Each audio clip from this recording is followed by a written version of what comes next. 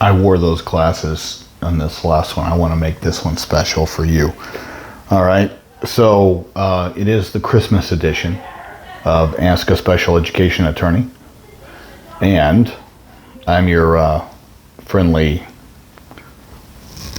special education Santa Claus here to answer questions. So, and I appreciate your patience on this one. I know you asked this a while ago.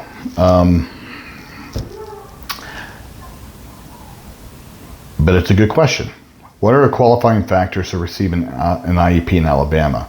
And I'm glad that you specify in Alabama because even though the federal law allows for 13 categories, that's the base amount. Some states have more. For example, New Mexico has 14 because they recognize gifted as an area to where a child can receive an IEP and are entitled to a free and appropriate public education. But as far as the federal law, it is 13 categories, okay?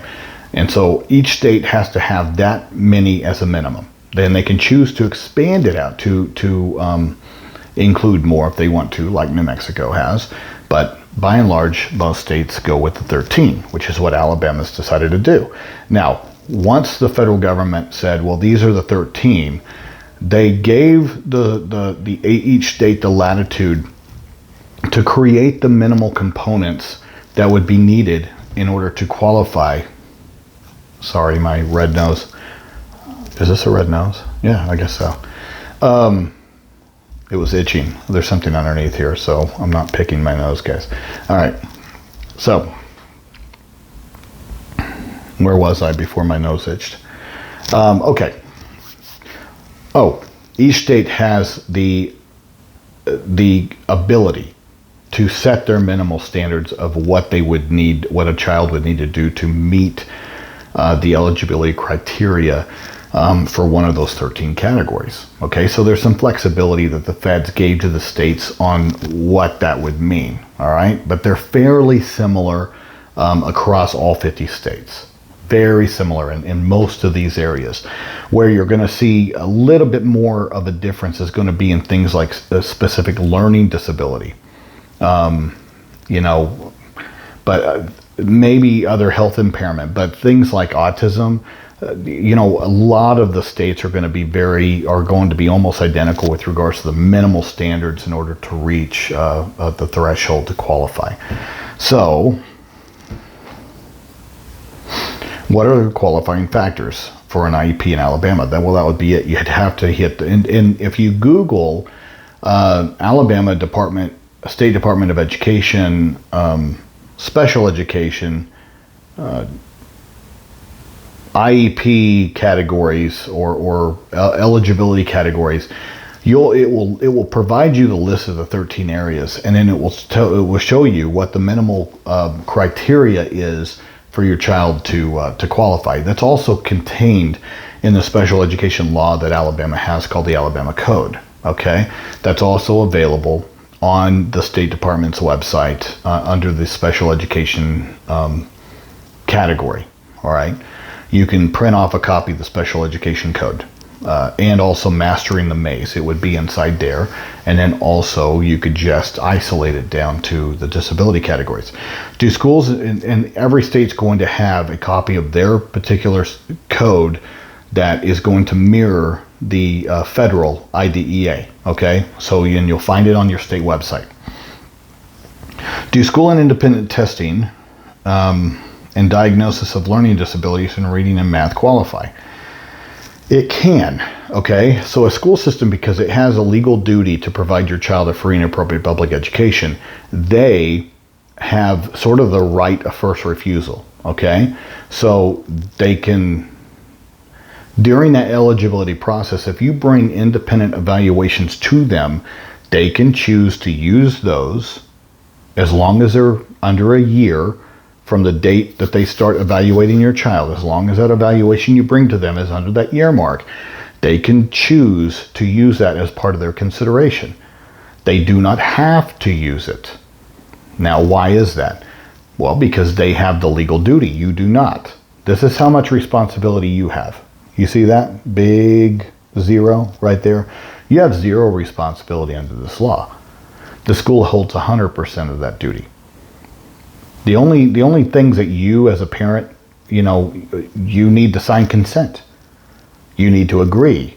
But outside of that, it is 100% on the school. So because they have 100% of the duty, then the federal government gives them, the capacity to sort of decide on their own whether they're going to accept that or accept this. Now, when it comes to eligibility, so if they choose not to use your independent, and then they went ahead and applied for it and they were wrong, then you're not left without options. See, you can sit there and file a due process complaint or ask for mediation or file a state complaint, file a complaint with the Office of Civil Rights, all of those things in order to sit there and tell them, look, I had this very good psychological evaluation and diagnostics, and then they refused to use it. They wanted to use their own in-house.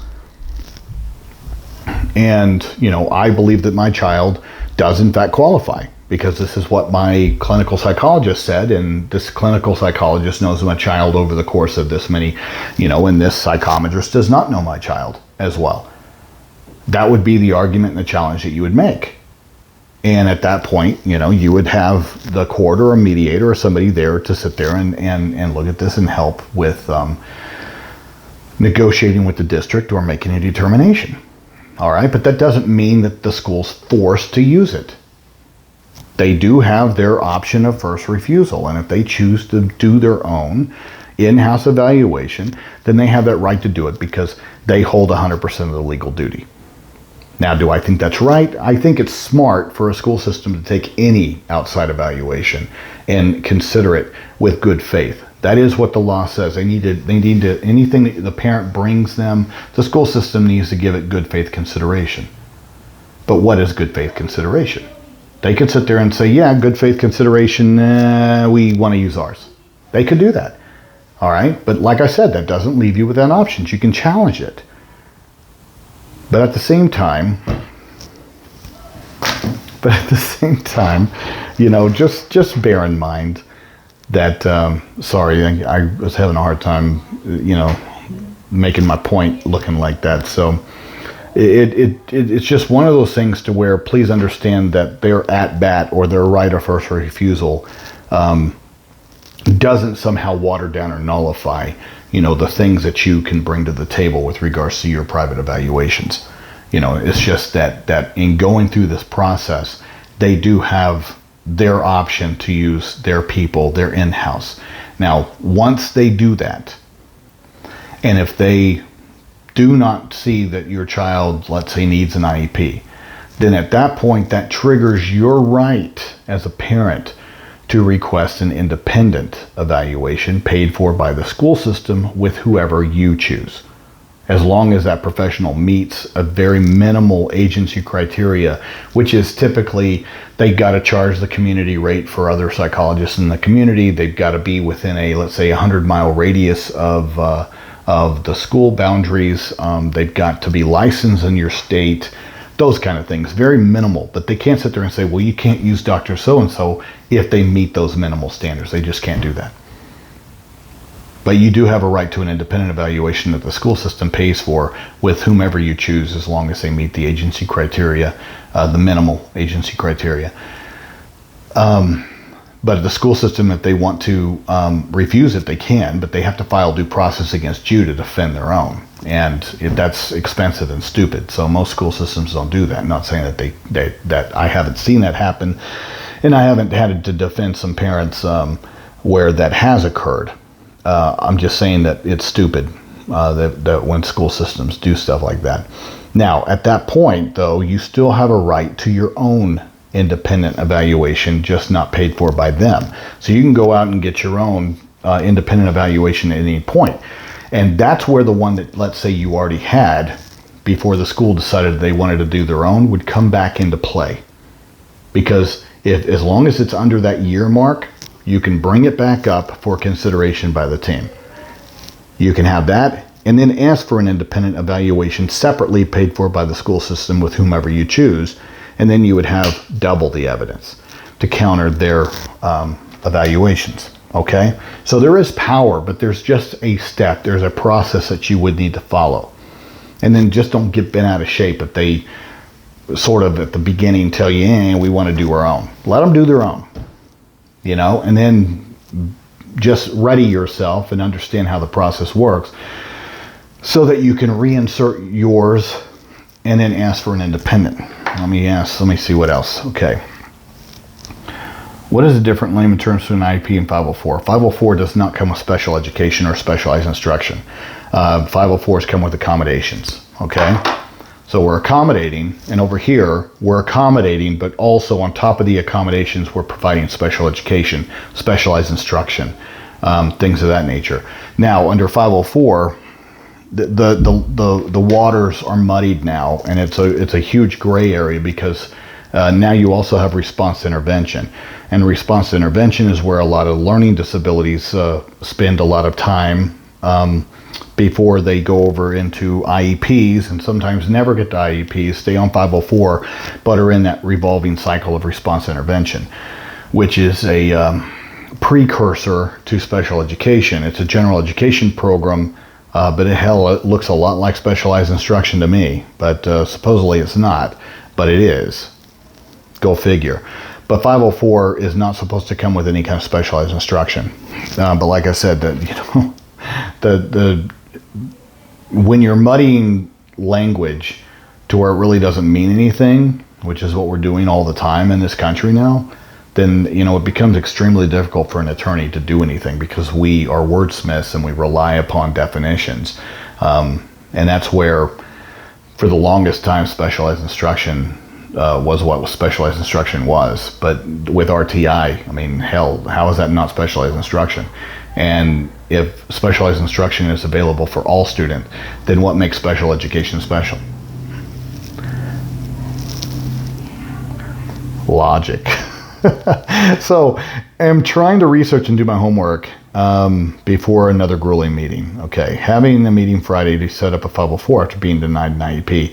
Now, you asked this question a while ago, so I don't know what the current status is, so you might want to provide an update to me, either in the comments if you're comfortable with that, or send me a private message.